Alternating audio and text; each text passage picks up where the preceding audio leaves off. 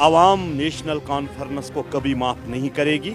जिस तरीके से ये 10 साल के बाद इलेक्शन हुए थे और धोखे से वोट ले लिया है यहाँ की नेशनल कॉन्फ्रेंस ने, रही है झूठी सियासत करना, इस आवाम को धोखा देना। जिस तरीके से उन्होंने मंशूर में 370 की बात की थी, फ्री बिजली की बात की थी, धोखा दिया था कि सिलेंडरों की बात की थी, और मेरे ख्याल में आवाम जानती है। और जिस दौर से आज आवाम गुजर रही है, आवाम नेशनल कॉन्फ्रेंस को कभी माफ़ नहीं करेगी। जिस तरीके से ये 10 साल के बाद इलेक्शन हुए थे और धोखे से वोट ले लिया है यहाँ की नेशनल कॉन्फ्रेंस ने। और जो स्टेटहुड की बात है, हमारे होम मिनिस्टर साहब ने कहा है, हमारे प्राइम मिनिस्टर साहब ने भी कहा है, जैसे हालात ठीक होंगे और इंशाअल्लाह रहमान वापस मिल जाएगा। वो ये कहने की बातें हैं। जम्मू कश्मीर में जब से हुकूमत आई है, आपने देखा होगा कई इलाकों में जो दहशतगर्दी के वाक़ात रूनुमा हुए हैं, निहत्ते लोगों का कत्लेआम हुआ है। और मुझे उम्मीद है इंशाअल्लाह रहमान जिस तरीके से अमन की हवा मरकज़ी सरकार ने यहाँ पे लाई थी, इसको कायम करने के लिए भारतीय जनता पार्टी के हर कार्यकर्ता और हर एक शख्स की जिम्मेदारी है जम्मू कश्मीर को इस अमन की हवा में किसी को गड़बड़ी करने की इजाज़त नहीं। ख्याल में नेशनल कॉन्फ्रेंस कभी यहाँ पे इलेक्शन जीतती नहीं।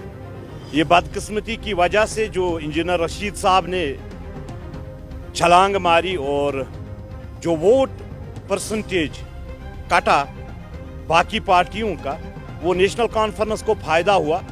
अगर मैं अपने ज़िले की बात करता, ज़िले कुपवारा में हमारे पीसी के चेयरमैन सब सीटें जीत जाता, मगर कम मार्जिन से वहाँ पे जो हार हुई वो रशीद इंजीनियर साहब की वजह से हुई है।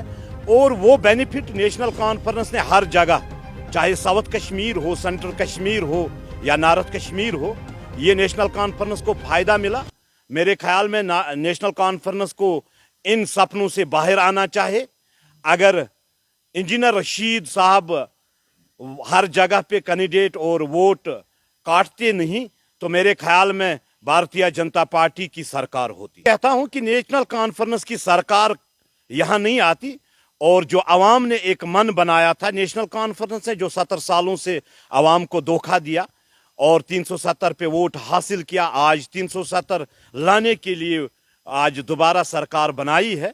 और मैं समझता हूं कि फिर खुद एक सीएम ये कहे कि हमें ये उम्मीद नहीं है कि 370 वापस आए, या जो नेशनल कॉन्फ्रेंस के सदर है उन्होंने खुद कहा है। मेरे ख्याल में आवाम को अब मालूम चल गया है, जब से सरकार बन गई है, आवाम मुश्किलातों से दो चार है और बिजली का निज़ाम ठीक नहीं है।